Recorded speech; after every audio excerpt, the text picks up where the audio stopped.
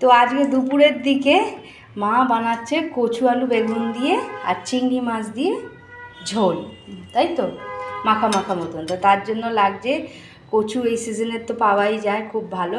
কচু মা এরমভাবে কেটে নিয়েছে, আলু এই সাইজের কেটে নিয়েছে আর বেগুন নিয়েছে। আর এইদিকে আছে চিংড়ি মাছ, মা ভালো করে মা ভালো করে ধুয়ে নিয়ে নুন হলুদ দিয়ে মাখিয়ে রেখেছিল।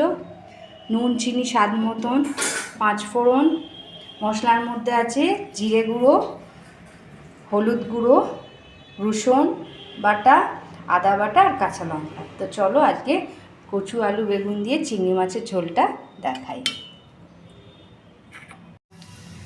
তো কড়াতে সর্ষের তেলে মা 5 ফোড়নটা দিয়ে দিয়েছে, আর 5 ফোড়নের বদলে কেউ জিরেও দিতে পারো, আমাদের দু রকমই দেওয়া হয়। চিংড়ি মাছটা একটু ভেজে নিচ্ছে, চিংড়ি মাছটা একটু ভেজে তুলে নেবে, হ্যাঁ ওইটাই নেড়ে দেবে। আর এটা এত দুর্দান্ত মা বানায় না, নিরামিষ কচু আলু বেগুন দিয়ে ঝোলটা এত সুন্দর বানায়। আর এটাও আমার কচু খেতে খুব ভালো লাগে, এই গাঠি কচু, এই যে এইগুলো এগুলো খাওয়াও খুব ভালো। চিংড়ি মাছটা একটু ভেজে নেওয়া হোক, বেশি ভাজবে নেই। আর কাঁচা লঙ্কাটা দিয়ে দিল, আদা বাটা, রসুন বাটা। আজকে ঝটঝট মা তাড়াহুড়োতেই রান্নাটা করছে। আমি বললাম যে তুমি যা খাচ্ছ দেখালে এবং রান্নাটা করতে দেখালে আমি তুলে নিই, আপনাদের কাছে শেয়ারও করা হয়ে যাবে। নুন চিনি স্বাদ মতন, চিনি একদম চিনি একদম অল্প, চিনি মাছটা বেশি ভাজবো। এরপর বেগুন, আলু, কচু সব একসঙ্গে দিয়ে দেবে। এর লম্বা লম্বা করেই কাটতে হয়, তবে খেতে ভালো লাগে। তরকারি করার সাথে সাথে সবজির সেটটাও ম্যাটার করে। যেমন তেমন করে সবজি কেটে দিলে সে তরকারি ভালোও লাগে না, খেতেও ভালো লাগে না, দেখতেও ভালো লাগে না।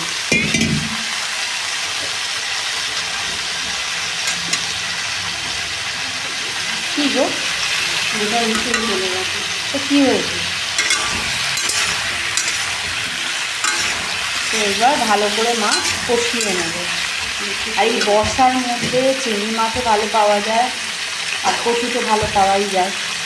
তো চলো একটু নেড়ে নেওয়া হয়। তো মা ভালো করে নেড়ে নিয়েছে, এবার হলুদ গুঁড়ো আর জিরে গুঁড়োটা দিয়ে দিল। ও এখন থেকে যা সুন্দর গন্ধ আসছে না, আমি ওয়েট করছি কখন দুপুরবেলা ভাতের সঙ্গে খাবো। এই কচু আলু বেগুনের ঝোলটা যতক্ষণ থাকে না আমার বাড়িতে, নিরামিষ হোক বা হোক, আমি খাই। আমি ভাত খেতে ভালোবাসি, সময় দিন সময় খেতে হয়। হ্যাঁ সব সময় জিনিস খেতে হয়, এই সময়টাতেই কচু পাওয়া যায়।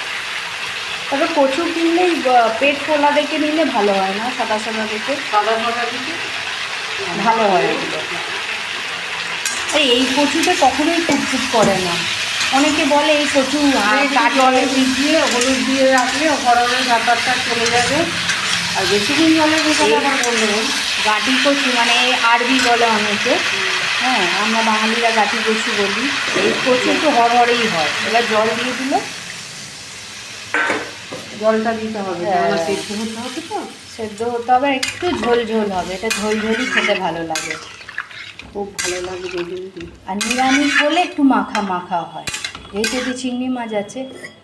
তো চলো এবার ফুটতে দেবে, আর একটু জল দেবে মা সামান্য, দিয়ে ফুটতে দেবে, দিয়ে চাপা ব্যাস ঢেকে দেবে। আর কেউ আরও বেশি কাঁচা লঙ্কা খেতে চাইলে কাঁচা লঙ্কা অনেক কটা ওপর ওপর ছিঁড়েও দিতে পারো। তো এবার দেখবো তরকারিটা কেমন হয়েছে। ব্যাস কি দারুণ হয়েছে, আর গন্ধ এত সুন্দর আসছে না। এই হলো কচু আলু বেগুন দিয়ে চিংড়ি মাছ দিয়ে ঝোল, ভাতের সঙ্গে খাওয়ার জন্য। আর যে ঝাল পছন্দ করবে, আমাদের একটু ঝালটা কাঁচা লঙ্কার খায়, কটা চেরা কাঁচা লঙ্কা দিয়ে দিই। আর কেউ যদি কালার চায় কাশ্মীরি গুঁড়ো লঙ্কা একটু দিয়ে দেবে, তবে ওটা না দেওয়াই ভালো, এটা হেলদি হয়। তো আমার মা যেভাবে বানালো, মানে কচু আলু বেগুন দিয়ে চিংড়ি মাছের ঝোল, এইভাবেই বানিয়ে দেখবেন, খুব টেস্টি হয়, ভাতের সঙ্গে দারুণ লাগে। তো আমার মায়ের রান্নাগুলো যদি ভালো লাগে আপনাদের, তো please do like and subscribe our channel. So till then, bye friends.